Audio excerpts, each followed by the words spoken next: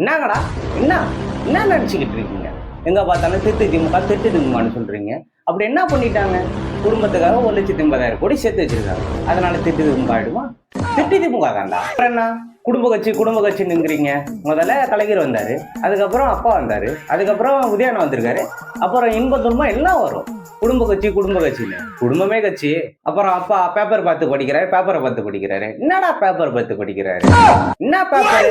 எங்க அப்பா பையன் உதயண்ணாவுக்கு உடம்பு சரியில்லை, அதனால ஞாபகம் வச்சுக்க முடியும். பேப்பர் பார்த்து தான்டா படிப்பாரு. முதலமைச்சர் அவர்கள் நேற்றைக்கு உடல்நல குறைவோடு பேரவைக்கு வருகை தந்திருந்தார். உங்க பையனுக்கு உடம்பு சரியில்லைன்னா நீங்க என்ன ஞாபகம் வச்சுப்பீங்க? பேப்பர் தான் படிப்பீங்க.